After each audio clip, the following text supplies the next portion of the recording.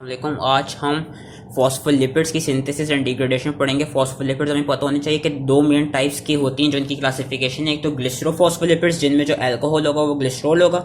दूसरे स्फिंगोफॉस्फोलिपिड्स जिनमें जो अल्कोहल होगा वो स्फिंगोसीन होगा। स्फिंगोफॉस्फोलिपिड में एक ही फॉस्फोलिपिड आता है जिसका नाम स्फिंगोमाइलिन होता है। ग्लिसरोफॉस्फोलिपिड्स में काफ़ी आ जाते हैं जिनमें से आपका phosphatidyl choline, ethanolamine, serine, cardiolipin and phosphatidyl glycerol, तो उसमें काफ़ी आते हैं। तो सबसे पहले हम ग्लिसरोफॉस्फोलिपिड्स की सिंथेसिस पढ़ते हैं। अब इनमें होता क्या है, सिंस वी नो फॉस्फोलिपिड्स ये आपके आयोनिक होते हैं, इनमें हाइड्रोफिलिक फॉस्फेट हेड होते हैं, हाइड्रोफोबिक फैटी एसिड चेन्स होती हैं, सेल मेम्ब्रेन का मेन पार्ट होते हैं। उसके अलावा जो आपकी लाइपोप्रोटीन्स होते हैं उनमें भी सेल मेम्ब्रेन का मेन पार्ट होते हैं। तो इनकी ये कहते हैं सिंथेसिस जो है। और जो फिर अलग से जो फॉस्फोलिपिड्स हैं, कोलिन, इथेनोलामीन, लेसिथिन तो फॉस्फेटाइडिल कोलिन ही होता है, और जो फॉस्फेटाइडिल आइनोसिटोल, इनके अलग से फर्दर फंक्शंस हैं तो वो हम सारे इसमें पढ़ेंगे। तो सबसे पहले ग्लिसरोफॉस्फोलिपिड्स की जो सिंथेसिस है उसमें मेन चीज़ ये पता होनी चाहिए, या तो वो फॉस्फेटेडिक एसिड से बनेगी कि फॉस्फेटेडिक एसिड जो है वो एक्टिवेट हो जाएगा सीटीपी के थ्रू सीडीपी में,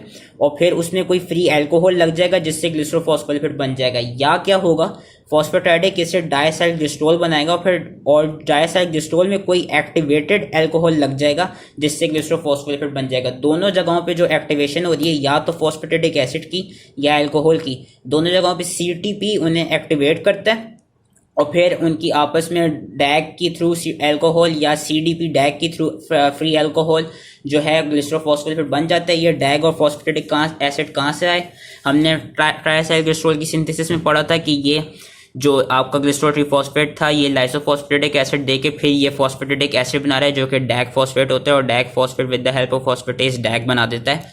तो खैर सबसे पहले हम ये पढ़ लेते हैं। इसमें उन्होंने दिखाए हुए जो मेन आपके फॉस्फेटाइडिल कोलिन और फॉस्फेटाइडिल इथेनोलामीन है वो यूजली इस पाथवे के थ्रू बनते हैं कि इसमें होता है कि फॉस्फेटिक एसिड फॉस्फेटेज के थ्रू डैग में कन्वर्ट हो गया। अब डैग पे एक्टिवेटेड अल्कोहल लगेगा। ये जो कोलिन और इथेनोलामीन है ये एक्टिवेट हुए कैसे, होगा क्या, कोलिन या इथेनोलामीन जो भी अल्कोहल है उन पे काइनेस एंजाइम एक्ट करेगा और एटीपी अपनी फॉस्फेट ग्रुप देगा जिससे ये फॉस्फो इथेनोलामीन या फॉस्फोकोलिन बनाएंगे।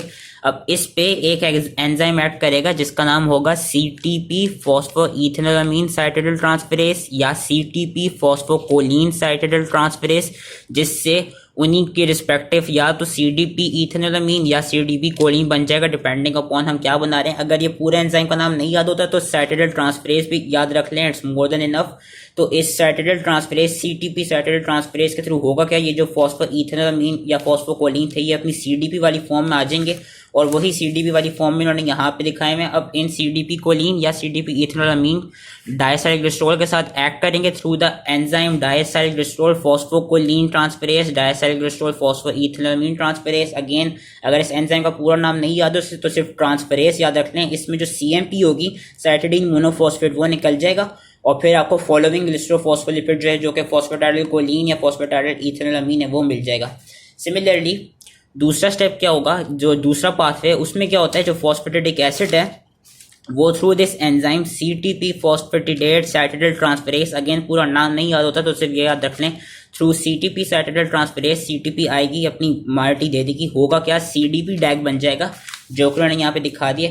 अब जिस तरह यहाँ पे ट्रांसफेरेस एक्ट कर रहा था सीडीपी डैग पे भी एक क्या कहते हैं सीडीपी डैग आइनोसिटोल या ग्लिसरॉल जो भी अल्कोहल लग रहा है उस नाम का ट्रांसफेरेस एक्ट करेगा। तो बेसिकली दोनों जगहों पे याद रखने सिर्फ ट्रांसफेरेस एक्ट करेंगे और फिर ट्रांसफेरेस के थ्रू क्या है वही ग्लिसरोफॉस्फोलिपिड बन जाएगा। यहाँ पे या तो फॉस्फेटाइडिल ग्लिसरॉल बन सकता है या फॉस्फेटाइडिल आइनोसिटोल बन सकता है, या इन्होंने दिखाया नहीं यहाँ पे फॉस्फेटाइडिल सेरीन भी इसके थ्रू बन सकता है। अब होता है कि बॉडी में जो फॉस्फोलिपिड्स हैं वो क्या कहते हैं डिफरेंट फॉस्फोलिपिड्स के थ्रू भी बन सकते हैं। मतलब ये तो फॉस्फेटिक एसिड और फ्री अल्कोहल से बन रहे थे ना, होगा क्या समझें, आपके अगर बॉडी में ज़्यादा कंसंट्रेशन है किसी एक फॉस्फोलिपिड की तो वो दूसरा फॉस्फोलिपिड बना सकता है। जिस तरह हम देख सकते हैं जो फॉस्फेटाइडिल सीरीन है, phosphatidyl serine can form phosphatidyl ethanolamine and it can also form phosphatidyl choline. होगा क्या, फॉस्फेटाइडिल सीरीन पे एक एंजाइम एक्ट करेगा जिसका नाम होगा फॉस्फेटाइडिल सीरीन डीकार्बोक्सिलेस। डीकार्बोक्सिलेस से तो CO2 निकल जाएगा जिससे बनेगा फॉस्फेटाइडिल इथेनोलामीन। फिर फॉस्फेटाइडिल इथेनोलामीन थ्रू डिफरेंट ट्रांसमिथाइलेशन रिएक्शन, एंड ट्रांसमिथाइलेशन कौन कराता है, आपकी एक्टिवेटेड मेथियोनिन जिसका नाम होता है S adenosyl methionine your Sam.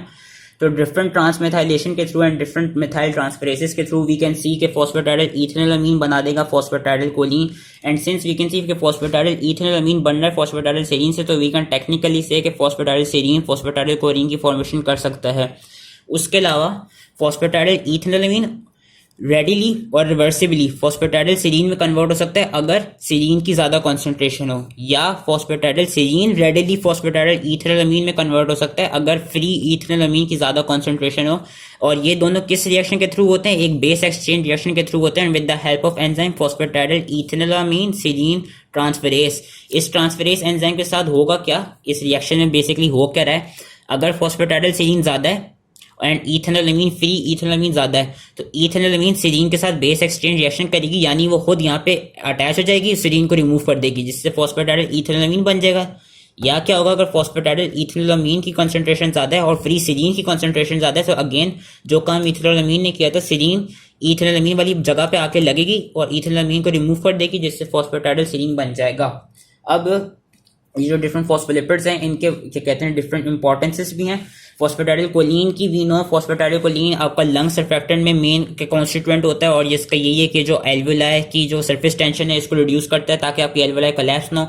और फीटल लंग मेच्योरिटी में भी ये वाला आपका जो फॉस्फोलिपिड है सबसे ज्यादा देखा जाता है। अगर इसकी कॉन्सेंट्रेशन कम होगी तो जो फीटस होगा वो उसको एक सिंड्रोम हो सकता है जिसको हम रेस्पिरेटरी डिस्ट्रेस सिंड्रोम कहते हैं। तो इस हम क्या कहते हैं इस वी कैन सी के जो ये वाला फॉस्फोलिपिड है इसकी ये क्लिनिकल सिग्निफिकेंस है कि ये आपका सर्फेक्टेंट की प्रोडक्शन करा रहा है। उसी के साथ साथ जो फॉस्फेटाइल ग्लिसरॉल है, अगर दो मॉलिक्यूल्स ऑफ फॉस्फेटाइल ग्लिसरॉल आपस में मिले तो वो बना देंगे कार्डियोलिपिन। कार्डियोलिपिन इस आपका ये मेन एंटीजेनिक ये वाहिद फॉस्फोलिपिड है जिसके पास एंटीजेनिक प्रॉपर्टीज होती हैं, तो ये कार्डियोलिपिन की इंपॉर्टेंस हो गई। उसी के साथ साथ फॉस्फेटाइल आइनोसिटोल जो है उसकी सेकेंडरी मैसेंजर रिएक्शन में काफी इंपॉर्टेंस होती है, वो इन्होंने यहाँ पे दिखाया हुआ है।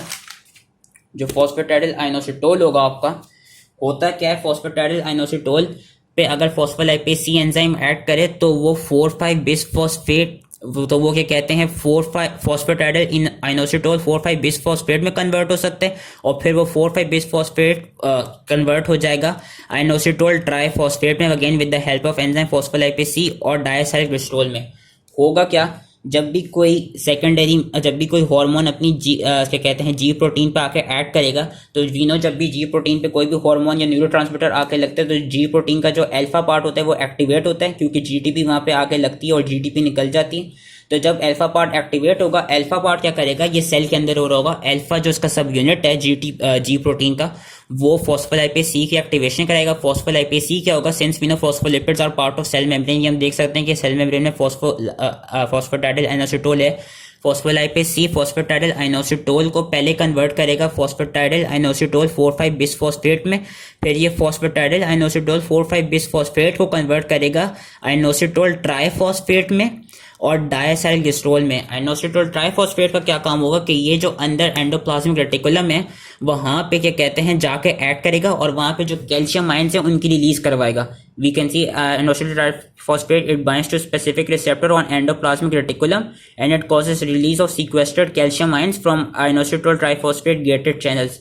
और ये कैल्शियम आयंस और जो यहाँ पे डायसाइल ग्लिसरॉल निकला था फॉस्फेटाइल आइनोसिटोल 4,5 बिसफॉस्फेट की डिग्रेडेशन से, जो डायसाइल ग्लिसरॉल निकला था, कैल्शियम आयंस और डायसाइल ग्लिसरॉल एक साथ कंबाइन होकर प्रोटीन काइनेज सी को एक्टिवेट करेंगे। We can see calcium and DAG activates protein kinase C. ये प्रोटीन काइनेज सी क्या करेगा, ये जो प्रोटीन्स होंगी इंट्रा अंदर की उनको फॉस्फोराइलेट करेगा और फिर उन प्रोटीन्स के आगे जो भी फर्दर फंक्शंस होंगे तो उन्हीं फंक्शंस में ये हेल्प कर देंगी। We can see protein kinase C catalyses phosphorylation of cellular proteins which will आगे mediate cellular response to the hormone, जो हार्मोन यहाँ के लगा।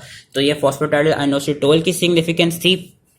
इसी के साथ साथ मैंने शुरू में कहा था कि दो तरह के होते हैं, ग्लिसरोफॉस्फोलिपिड एंड स्फिंगोफॉस्फोलिपिड। स्फिंगोफॉस्फोलिपिड में आपका जो सबसे इंपॉर्टेंट है वो है स्फिंगोमाइलिन।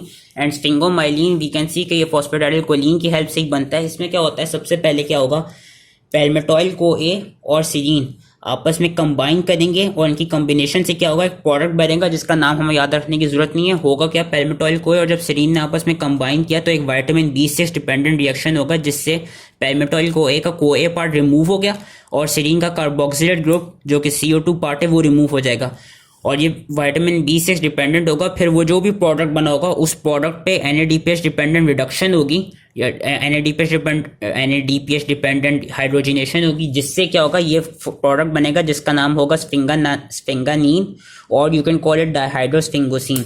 अब डायहाइड्रोस्फिंगोसिन पे क्या करेगा, एक फैटी एसिड आके अपने CoA मायोटी देगा, इसको एसाइलेट करेगा, और यहाँ पे डीसैचुरेशन भी होगी और FAD लिंक हम देख सकते हैं, हाइड्रेशन हो रही है। होगा क्या, जो डायहाइड्रोस्फिंगोसिन है वहाँ उस पे एक फैटी एसाइल CoA आया, उसने इसको एसाइलेट किया और यहाँ पे डीसैचुरेशन हुई इस प्रोडक्ट की, जिससे फॉर्म होगा ceramide. Ceramide is main precursor of sphingomyelin. Ceramide में हम देख सकते हैं ये जो अल्कोहल है स्फिंगोसिन लगा हुआ है। होगा क्या, जो सिरामाइड है, सिरामाइड पे फॉस्फेटाइल कोलिन आएगा और वो अपनी फॉस्फोराइल कोलिन ग्रुप देगा, जिससे फॉस्फेटाइल कोलिन खुद डायसाइल ग्लिसरॉल में कन्वर्ट हो गया। जो फॉस्फेटाइल कोलिन है, फॉस्फेटाइल कोलिन खुद डायसाइल ग्लिसरॉल में कन्वर्ट हो गया और उसने फॉस्फोराइल कोलिन ग्रुप अपनी दे दी सेरामाइड को, and ceramide plus phosphoryl choline is equals to sphingomyelin. इससे स्फिंगोमाइलिन की प्रोडक्शन हो गई। यहाँ इन्होंने यही दिखाया है कि ceramide is sphingosine plus fatty acids, sphingosine plus fatty acids. इस पे जब फॉस्फोराइल कोलिन लगेगा तो ये जो पूरा प्रोडक्ट होगा इसका नाम होगा स्फिंगोमाइलिन, और ये आपकी माइलिन शीट में ज़्यादा होता है, स्फिंगोमाइलिन से नाम से पता चल रहा है। अब जो स्फिंगोमाइलिन है इसकी डिग्रेडेशन किसके थ्रू होती है, through the help of enzyme sphingomyelinase. Sphingomyelinase से वापस से सेरामाइड और फॉस्फोराइल कोलिन में कन्वर्ट हो जाएगा। जो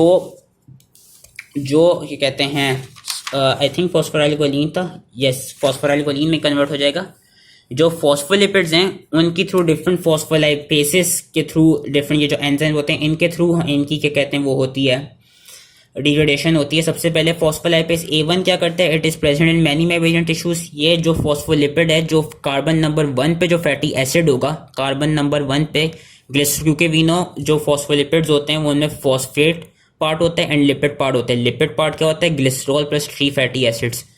तो जो फॉस्फोलाइपेस A1 है वो क्या करेगा, जो क्या कहते हैं कार्बन नंबर 1 है उस पे जो फैटी एसिड है वहां पे ये क्या कहते हैं ऐड करेगा और इस फैटी एसिड की रिलीज करवा देगा। Phospholipase A1 is present in many mammalian tissue, इसका यही काम है कि ये फैटी एसिड की रिलीज करा रहा है। फॉस्फोलाइपेस A2 ये सबसे इंपॉर्टेंट है। क्यों इंपॉर्टेंट है, it is present in many mammalian tissues and pancreatic juice. It is also present in snake and bee venoms. Pancreatic secretions are specially rich in the phospholipase A2 proenzyme which is activated by trypsin and requires bile salts for its activity। ठीक है, फॉस्फोलाइपेस A2 important इसलिए क्योंकि जो फॉस्फेटाइल inositol था basically उसका जो carbon number 2 होता है वो हम आगे जाके पढ़ेंगे भी, वहां पे एक एसिड होता है जिसका नाम होता है arachidonic acid. And arachidonic acid आपका इकोसाइनोइड्स जो प्रोस्टाग्लैंडिन्स और ल्यूकोट्राइन्स होते हैं उनका मेन प्रिकर्सर होता है। तो फॉस्फोलाइपेस A2 जो है वो कार्बन नंबर 2 पे क्या कहते हैं एराकिडोनिक एसिड की रिलीज करा रहा होता है। उसके अलावा फॉस्फोलाइपेस A2 इनहिबिट किससे होता है, ये हम अगेन इकोसाइनोइड्स के पाथवे में पढ़ेंगे कि it is inhibited by glucocorticoids, for example cortisol. Phospholipase C की क्या इंपॉर्टेंस है कि ये कहाँ होता है, it is found in liver lysosomes and the alpha toxin of clostridia and other bacteria. Basically कुछ जो बैक्टीरियम होते हैं उनके अंदर फाउंड होगा और लिवर के लाइसोसोम्स में होगा। और इसका फंक्शन क्या होता है, फंक्शन हमने इसका भी पीछे पढ़ लिया कि ये बेसिकली फॉस्फेटाइल आइनोसिटोल की क्या कहते हैं आइनोसिटोल को क्लीव करा रहा है डायसाइल ग्लिसरॉल में और आइनोसिटोल ट्राइफॉस्फेट में, जिससे फिर कैल्शियम आयन रिलीज हो रहे हैं, जिससे प्रोटीन का NAC फॉस्फोराइलेटेड प्रोटीन्स को एक्टिवेट कर रहा है। तो इसके सिग्नल ट्रांसडक्शन और सेकेंडरी मैसेंजर में इसका क्या कहते हैं फंक्शन है, यही लिखा है कि membrane bound phospholipase C is activated by this system and this plays a role in the producing secondary messengers. उसके अलावा आपका फॉस्फोलाइपेस D भी होता है, इसका काम क्या है, it is involve in signal transduction through it generates phosphatidic acid and choline from phosphatidylcholine and diacyl glycerol from phosphatidic acid. So this was your whole synthesis and degradation of phospholipids. I hope easily समझ में आ गई हो and thank you.